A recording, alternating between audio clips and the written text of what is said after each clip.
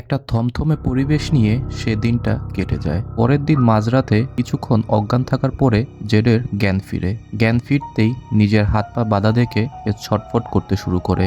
তখন ডোনা গিয়ে তাকে শান্ত করে। এরপর সকালে জেডের কাছে সে পুরো ঘটনাটি এক্সপ্লেইন করে। একদিনের জন্য স্মৃতি ভুলে থাকায় জেডের এসব কিছুই বিশ্বাস হচ্ছিল না। সে বিরক্ত হয়ে বাইরে বেরিয়ে যায় এবং একজনের সাইকেল ধার নিয়ে শহরে ঘুরতে বের হয়। কিছুক্ষণ পরেই সে ডাইনার রেস্তোরাঁটা দেখতে পায়। সেখানে খেতে ঢুকে পড়ে। এদিকে ফাদার রুদ্র জিম এবং তাবিকে নিয়ে তাদের নতুন থাকার জায়গা দেখানোর জন্য বের হয়। রাস্তার পাশে একটা বক্সের মতো দেখতে পেয়ে তাবিতা জিজ্ঞাসা করে, এটা কি ফাদার? তখন ফাদার জানায় এটাকে তারা বক্স বলে। এখানকার সমস্ত নিয়ম এবং আইনই হলো নিজেদেরকে প্রোটেক্ট করা, কিন্তু কেউ যদি সেই নিয়ম ভাঙে এবং তার জন্য কারো প্রাণ চলে যায় তাহলে তার জন্য শাস্তির বিধান রয়েছে। আর সেই শাস্তি হলো তাকে এক রাত রক্ষা কবচ পাথর ছাড়াই এই বক্সে কাটাতে হবে।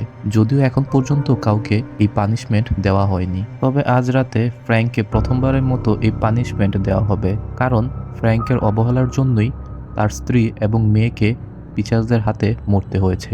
যাই হোক, এরপরে ফাদার জিম এবং তাবিতাকে ফ্র্যাঙ্কের ফাঁকা বাড়িতে নিয়ে যায় লরেন, এবং মেগান মরে যাওয়ার পরও বাড়িটা এখনো ফাঁকা রয়েছে। ফাদার জিমদের বাড়িটা থাকার জন্য দেয়, কিন্তু তাবিতা মেগানের রুমে রক্তের ছড়াছড়ি দেখে আটকে বেরিয়ে যায় আর বলে সে কিছুতেই এখানে থাকতে পারবে না। তখন জিম তাকে কোনোরকম বুঝিয়ে শান্ত করে। এইদিকে ইথান এখন টুকটাক হাঁটতে পারছে। অ্যালিস তাকে একটা ওয়াকিং ক্র্যাচ বানিয়ে দিয়েছে। সেটা দিয়ে সে হাঁটতে হাঁটতে কলোনি হাউসের পেছনের দিকে চলে আসে। সে মূলত তার দেখা ছোট্ট ছেলেটিকে খুঁজতেছিল।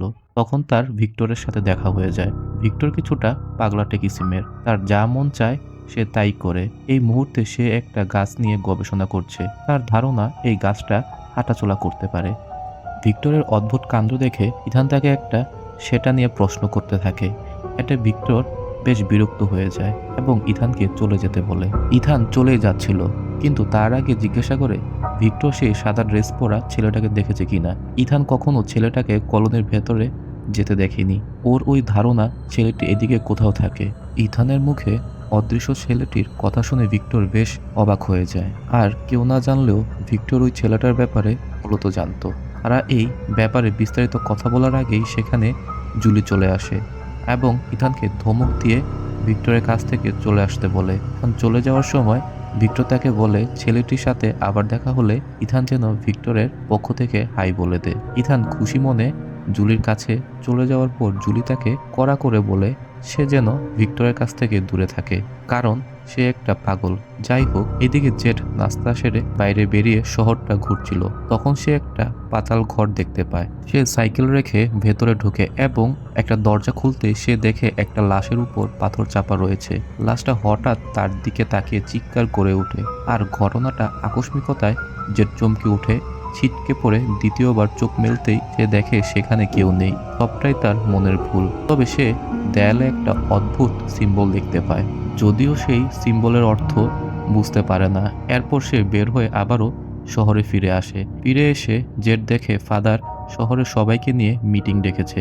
শহরে নতুন আসা মানুষগুলো এখানে সিদ্ধান্ত নেবে তারা মূল শহরে থাকতে চায় নাকি কলোনি হাউসে থাকতে চায়। জিম, তাবিতা এবং ইথান মূল শহরে থাকার জন্য বেছে নেয়, কিন্তু জুলি জানিয়ে দেয় সে কলোনি হাউসেই থাকবে। এই নিয়ে তাবিতা অনেক বিরোধিতা করে, কিন্তু তাতে কোনো লাভ হয় না। এখানে সবার নিজের মর্জি মাফিক চলার স্বাধীনতা রয়েছে, তাই জুলির কলোনিতে থাকার সিদ্ধান্তকে মেনে নেওয়া হয়। এ সময় আজ রাতে ফ্রাঙ্কের শাস্তির ব্যাপারেও আলোচনা হয়। এসব দেখে জ্যাডের কিছুটা ছেলে মানুষই ব্যাপার মনে হয়। সে উচ্চস্বরে হাসতে শুরু করে। তখন স্টিভেন্স রেগে গিয়ে তাকে কলার ধরে মিটিং থেকে বের করে দেয়। এরপর কেনি জেডকে নিয়ে কবরস্থানে যায় এবং টবির লাশ দেখায়। টবির লাশ দেখার পরে জেড কিছুটা হুঁশে ফেরে এবং কাঁদতে শুরু করে। কিছুক্ষণ পরেই সন্ধ্যা নেমে আসে। সবার উপস্থিতিতে ফ্রাঙ্ককে বক্সে রেখে আসা হয়।